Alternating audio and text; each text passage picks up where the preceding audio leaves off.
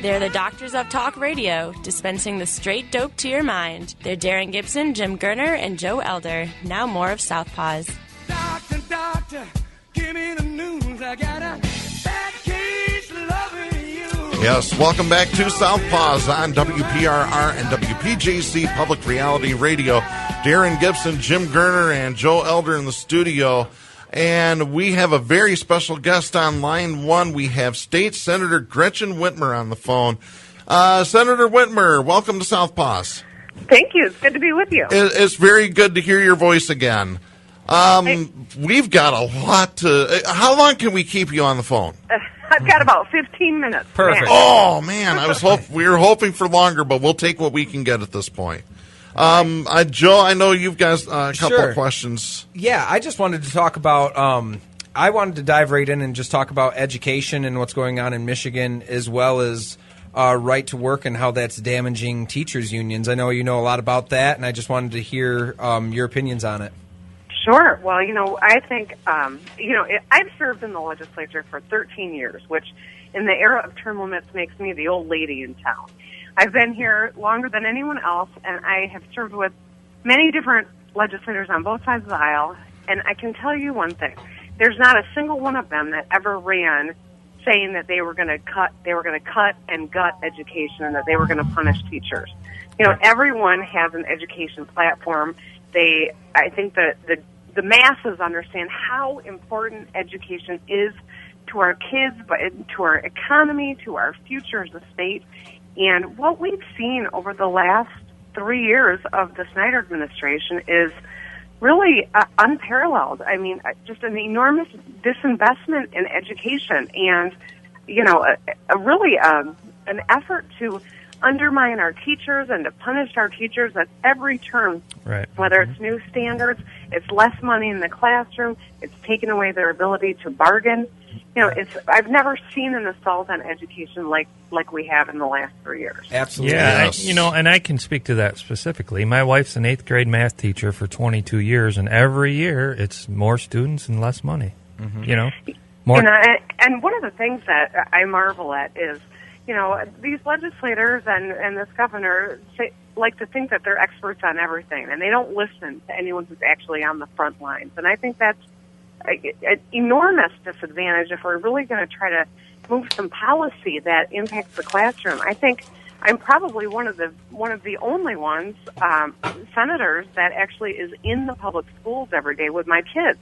And like your wife's experience, Yeah. I have seen firsthand my daughter's classroom go from 23 kids in 3rd grade to 32 kids in 4th grade. Mm-hmm. I don't know how we expect a teacher to manage that, much less, be in a position where they can teach these kids what they need to know. Yeah. Mm-hmm. Well, you brought a great word. Teach means educate, and it's like these people who want to, tie teacher salary or whatever to a standardized test. Well, you're just teaching them to take a test. You're not educating them. Yeah, and I did have a specific question on that, and this is my own personal belief, but I was just curious about it. Do you feel that No Child Left Behind kind of set the precedent to this, where people, after those laws were enacted and that was built in, the people who were devastated by that, they used as an example to say was a lack of teaching, when really I feel it was the laws that were laid out with No Child Left Behind that almost got us to this point. Do you agree with that at all, or? Yeah, I think when you change the standards and then you take money away from the ability to measure up to standards, that you're setting us all up for failure. No Child Left Behind. I love how they name these acts, because they have to be crazy to oppose something that that you'd want to leave children behind, right? Right. Absolutely. Like the Patriot Act. You'd be against the United States if you didn't vote for the Patriot Act. Or even the Balanced Budget Amendment, which we just did a resolution on. It's the misnomer is so clever, but the fact of the matter is that it's not policy that is focused on ensuring that our kids are all moving forward, despite the name of it. Absolutely. Yes. Yeah. We actually, Senator, we've got a question from one of our listeners. Cool Mike sent this in to us. He was the campaign coordinator for Grand Rapids City Comptroller Sarah Vanderwerf, who just won re-election here. His question is, if the Democrats gain control of the governor's office and or the House and Senate in 2014, will they repeal any of the laws that Rick Snyder and most of the Republicans passed at the start of 2013, or is all of this something now that we have to live with and move on? Right. Well, specifically right to work. I'm pretty sure that's what he's referring to specifically.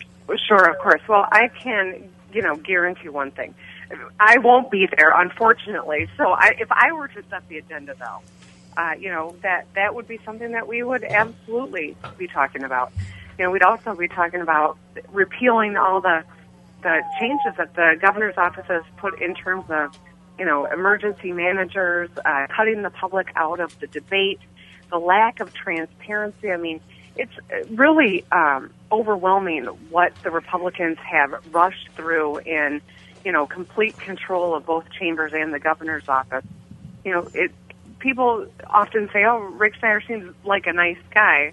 Well, yeah, he's not John Engler, but by the same token, he's to the right of where John Engler was. Yeah. John Engler never went on an attack on teachers and divested us of education the way that Snyder has.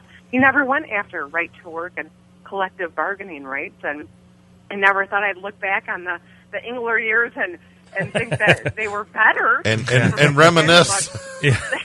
Absolutely. Yeah, I remember when right to work wasn't on Snyder's agenda. I remember that. Yeah. But, we've talked about this before, and we had guest that came in that talked about right to golf, and I thought it was a very interesting analogy where he just said, well, I want the right to golf where I can go into the clubhouse and use the clubhouse and do everything and have all access to the entire golf course, but I don't want to pay my dues. Is that okay? And on a typical scale, everyone doesn't agree with that. And I think it's really hypocritical of the right to have where it's always pull yourself by your bootstraps, pay your own way, do your own thing, where this is something where they say you shouldn't opt out of things or you shouldn't get out of programs. Yeah. And this is a program right now where they're saying, get out of it, leave it. It's fine. You don't have to pay for it. I think it's quite a turnaround. Well, and I think there's an assumption there that the governor was actually thinking about public policy when he was pushing this. I think it was purely politics. He came back from what he said, a drive through Indiana, and looked around and thought things were going so great there that we should have right to work. I mean, it was no substance to it at all, unfortunately, and we're paying a price for it. Just like his business tax cuts, he says this will yield jobs. Trust me. The agenda doesn't match what the supposed policy reason was because it's just not playing out. Mm-hmm. Yeah, and I think that the biggest issue is that even if it does bring in any jobs, let's say it brings in some jobs, that's taking jobs from other states in America. That's really a race to the bottom, if you will. I think that any states that would be coming to compete here are not going to bring quality jobs.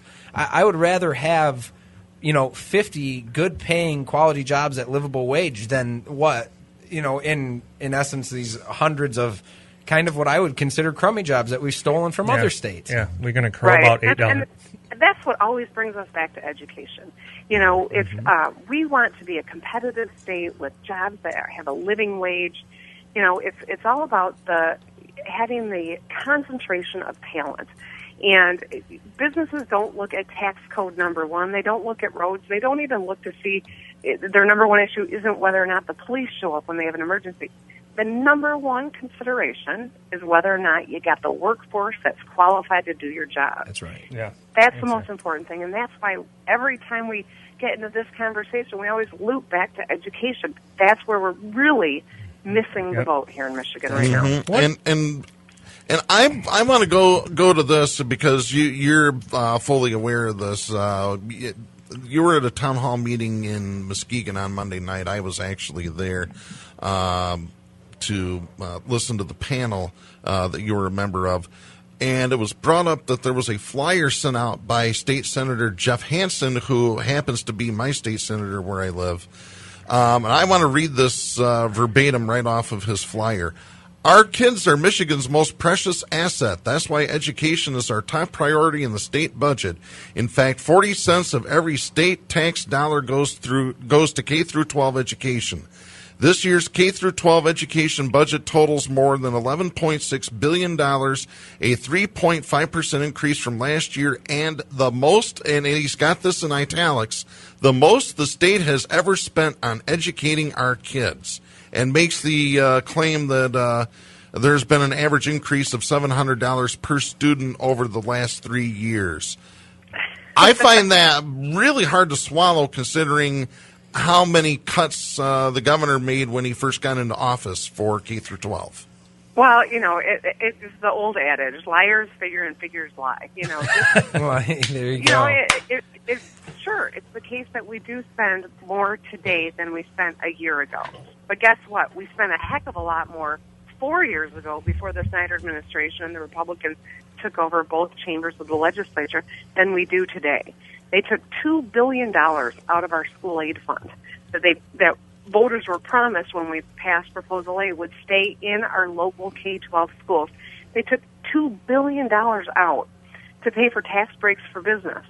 They also created the pension tax, tried to get rid of the earned income tax credit so that they could pay for these business tax breaks. Right. They see the writing on the wall that the people know education is the most important investment. Their constituents know that, and that's why you're going to start to see this propaganda. But it's completely false, those statements, and the picture they're trying to paint is not truthful in the slightest. Yeah, one thing on this, I wanted to ask you. This is a Michigan question, but it's really a national question, too.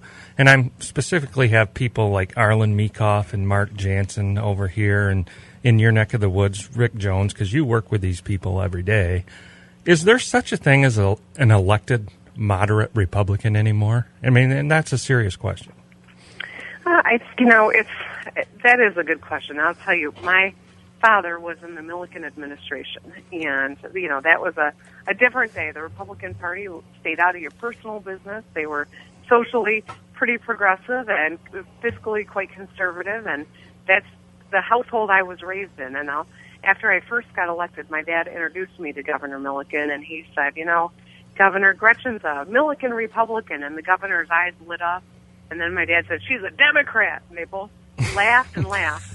Because there really are very few Milliken Republicans around, and I know that we've the parties both have changed over the years. That happens, but the centrist Republicans really are far and few between. And one of the issues that we're going to see going into this next election is anyone who didn't carry the Tea Party water may get a primary on the Republican side, which scares the heck out of all of them and drives them further to the right. I was just going to ask you that. Is the Tea Party taking over the Michigan R's like it has nationally?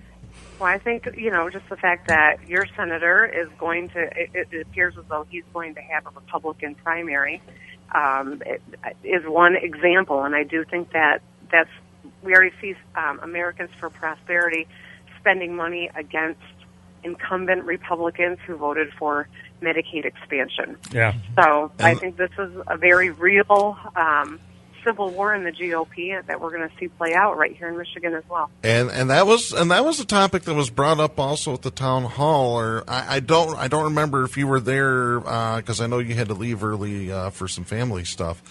But somebody had mentioned that there's a billboard on southbound US 131 right by Burton Street that's paid for by Justin Amash's primary opponent that says, guess who voted with Obama 51% of the time? Answer Justin Amash.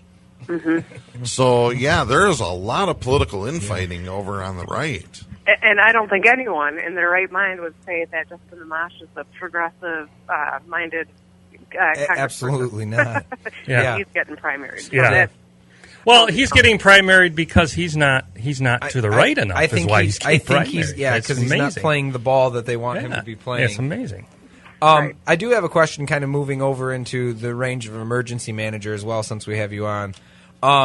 We know that Kevin Orr is the emergency manager in Detroit, and I'm a little bit confused about it, a little upset, because I know that we had the vote on that where Michigan unequivocally said we did not want emergency managers, and here we have exactly what we didn't want. And could you talk about that a little bit?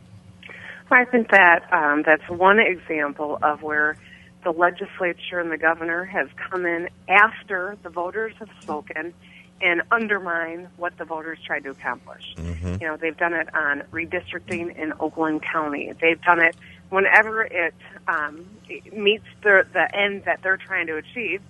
You know, they love to wrap themselves in the flag and then trample on the Constitution. Right. And Absolutely. we've seen this over and over again. We saw just in the last 2 weeks, the governor and the Republicans pushed through legislation to remove the Court of Claims from Ingham County and to create a panel handpicked by the Supreme Court, Bob Young, their good friend, to hear all of the nerd fund cases, all the emergency manager cases.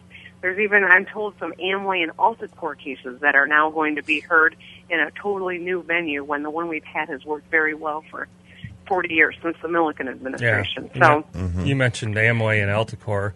The Nerd Fund was private, but I can guarantee you the DeVos family is a huge donor to that. But that's another story. And I can pretty well guarantee if the DeVos family is donating, you can guarantee the Prince family is donating too. But I'm just wondering, Senator, when can we see your next piece in the Daily Kos? Oh, probably soon. Okay. Unfortunately, my colleagues give me a lot of material to write on. Exactly. Oh my gosh, that's great. Well, when you're term limited, Darren and I have said this, and you said you're not going to do it, but maybe we can get you to run for governor. I like Mike Shower. I was just going to get into that because I know that you're going to be taking a break from politics after the 2014 election. Is there any chance that we're going to see you come back at some point? There's always a chance. You know, I care a great deal about the direction of this state and where we go and what the vision is. You know, I've got a 10-year-old and an 11-year-old who I need to and want to be hands-on, you know, mom, but they are growing up, and at some point I really have gotten it's been such a rewarding job, even though I've been in the stinking minority the whole time, that I really foresee perhaps there's a time when I would want to jump back in. Yeah. Okay. Yeah, we would definitely love to have you jump back in because we can tell your passion just by how you've spoken on the floor of the state Senate, and just the causes that you're passionate about, and that's something that's sorely lacking. And I know Rick Snyder doesn't like you, and you're a thorn in his side, and that's great. And that's fantastic and great.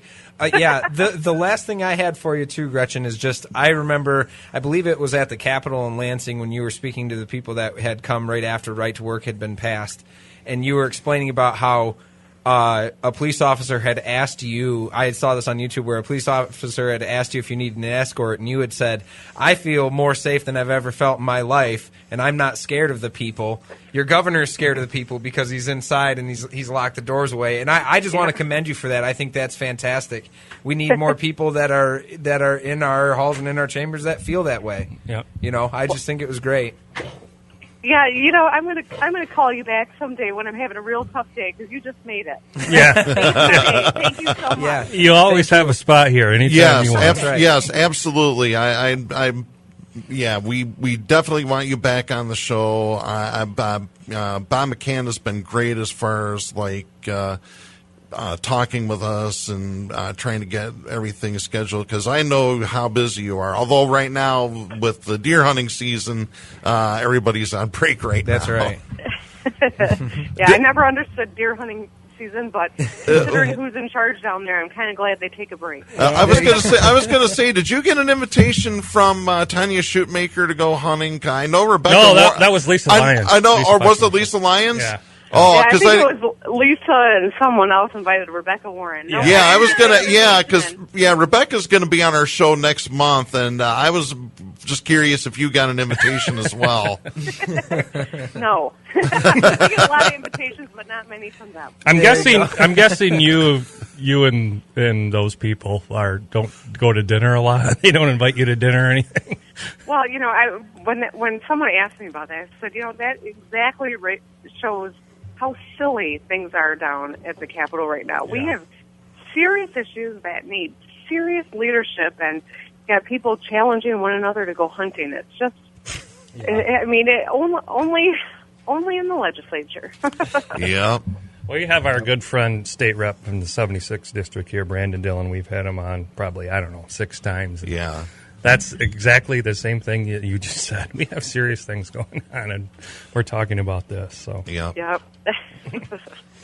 All right. Thanks for having me. Yes, thank you so much for Gretchen. coming on. Can we get you back on sometime real soon?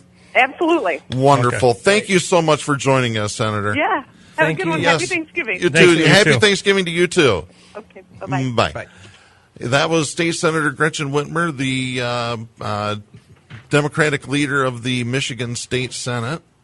Very, very intelligent and very passionate about her cause. Yes, she is.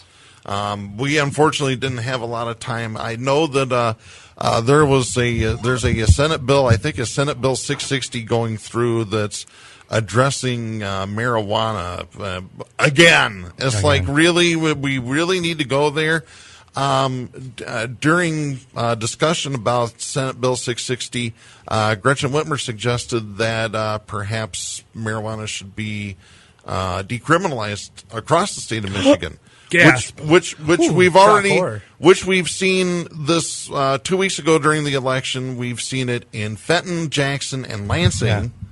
I mean, Virg Bernero, huge advocate of decriminalizing. You know, there's a reason why her party elected her leader. She's a tough cookie. There's no doubt about it. Yep. And she That's doesn't right. she doesn't take any guff off of anybody. No. She'll give it right back to Yeah. you and then some. Yep. But, like I said, when we were talking about her at the Capitol building, that I think encompasses kind of the mentality of who she is. Exactly. It's only a 4-minute clip of her, but I think if you watch that tells you exactly where Gretchen Whitmer stands and how she feels about certain things. Absolutely. And like I said, it's great that she's there, and I hope there's way more people like her that are interested in getting into the political realm, because we need them. Yeah, we need more Gretchen Whitmers and less Rick Snyders. That's for right. sure. Speaking of politicians and drugs, when we come back, Oh, I think I know where you're going with that. we have a congressman that wanted to cut SNAP funding for people that tested positive for drug testing. Guess what he got busted for?